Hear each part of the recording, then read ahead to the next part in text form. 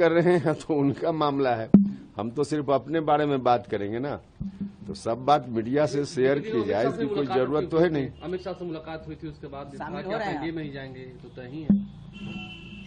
नहीं, शामिल हो रहे हैं कि नहीं हो रहे हैं, यही तो हमने कहा कि अब आपके हर सवाल का जवाब या फिर हम क्या करने वाले हैं नहीं करने वाले हैं, इसका खुलासा हमेशा समय से पहले किया जाए, इसकी कोई आवश्यकता तो है नहीं। ऐसा एक छोटा सवाल है, देश में दो विचारधारा है, एक है मोदी लाओ, एक है मोदी हटाओ। आप मोदी हटाओ के पक्ष में तो नहीं दिख रहे हैं।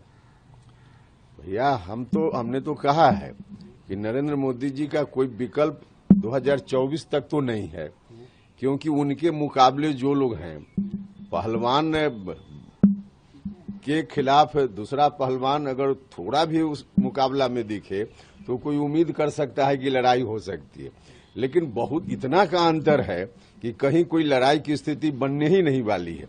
तो ऐसी परिस्थिति में चैलेंज जब नहीं है मोदी जी के समक्ष, तो यह बात तो हम बार बार बोल रहे हैं। ये बताइए कि राहुल गांधी और नीतीश कुमार किसी में वो दम नहीं है जो नरेंद्र मोदी में है। हाँ बिल्कुल, अभी तो हमने कहा कि कोई एजेंडा ही नहीं है इन लोगों के पास। कोई व्यक्ति का सवाल तो सेकेंडरी है, पहले तो एजेंडा की बात है।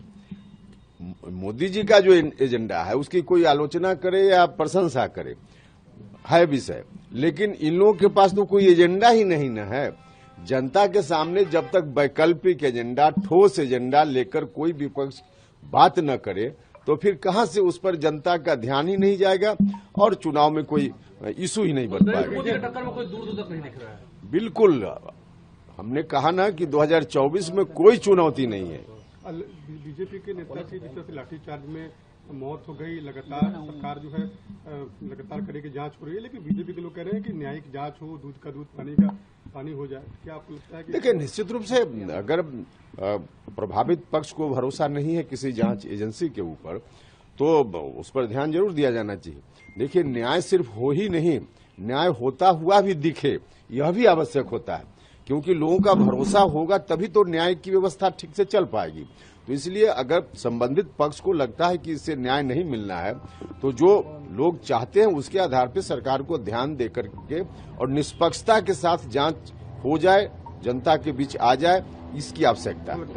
एक सवाल है मेरा, एक चीज बताएं कि एक सवाल लेने दो भाई।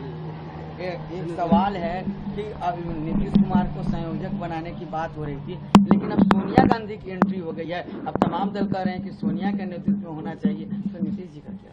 देखिए, आप ही लोग खबर फैला देते हैं। उस तो पहली बैठक में ही लालू जी ने ही स्पष्ट कर दिया। सबसे बड़े पैरवीकार जिनके बारे में कहा जाता था कि नीतीश जी के पैरवीकार लालू जी होंगे, और लालू जी ने कहा कि हम